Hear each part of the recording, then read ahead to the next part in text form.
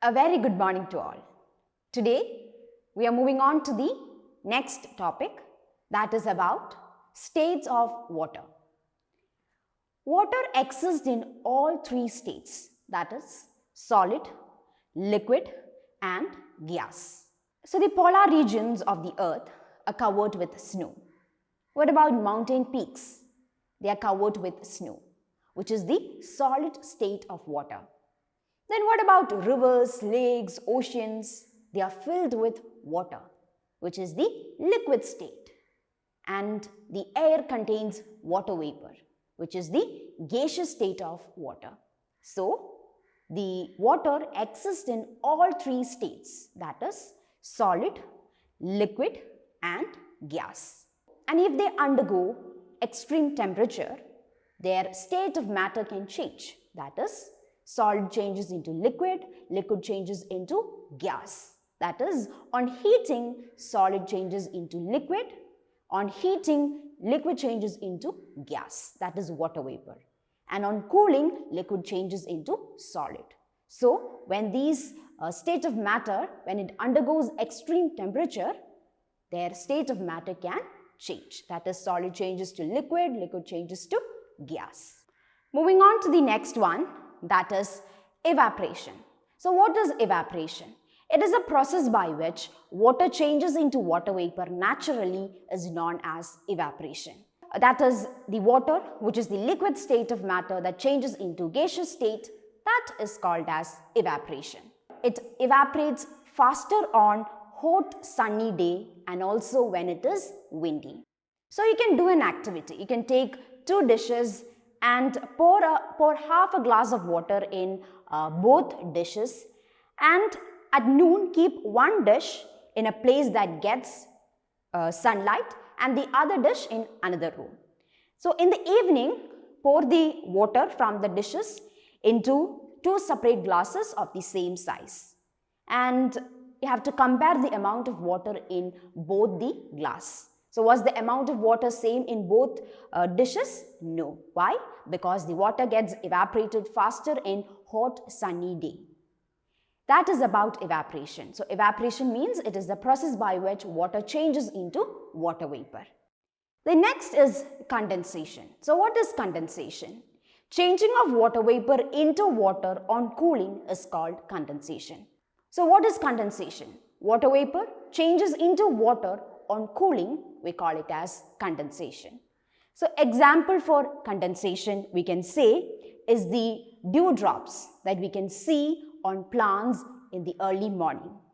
So the condensation occurs when the water droplets form due to the cooling of air. So the change of water vapor into water on cooling, that process we call it as condensation. An example for that is the dewdrops that we can see on plants in the morning. Moving on to the next, that is about water cycle. So what is water cycle? It is actually a continuous process, right? We know that the heat from the sun, it warms the earth, and the water in the rivers, oceans, lakes, it gets evaporated. That is, the water changes into water vapor.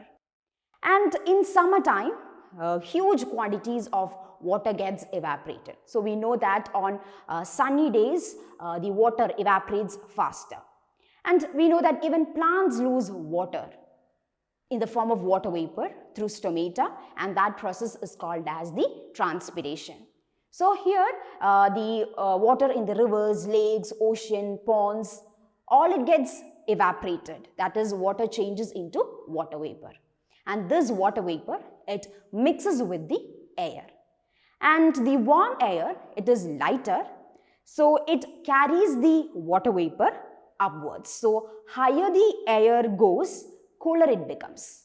So as it reaches certain height, as the air reaches the certain height, it begins to cool. The air becomes very cold and the water vapor in the air, it condenses into extremely small water droplets. So these water droplets form clouds.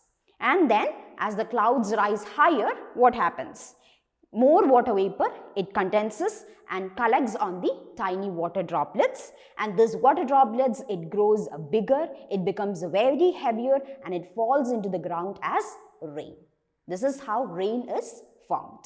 If the temperature close to the land is 0 degrees Celsius or less, the water droplets in the clouds, it turns to ice crystals, and this gives rise to snowfall. So rain and snowfall are forms of precipitation, and this process continues. That is, the water in the ocean, rivers, lakes, it evaporates all the time, and the process continues. So continuous evaporation, condensation and precipitation of water on the earth in a cyclic manner, that is called as the water cycle. So that is a continuous process. The next is, where does the rainwater go? So where does this rainwater go? So rainwater, it flows into the rivers, lakes, ponds, and from there it flows into oceans and seas.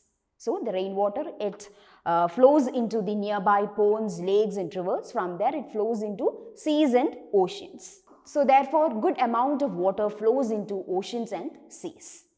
Then some of the water gets evaporated, then some of the water gets collected on the ground. And this groundwater, it reaches the wells, and this is how we get fresh supply of water from the wells. So that is about where does the rainwater go. So in this class we discussed about the states of water. The water exists in all three states, that is solid, liquid and gas. And then we discussed about evaporation, that is change of water into water vapor. Then condensation, which means change of water vapor into water on cooling. Then we discussed about water cycle, which is a continuous process. Then we discussed about where does rainwater go. So I hope this class was clear to you.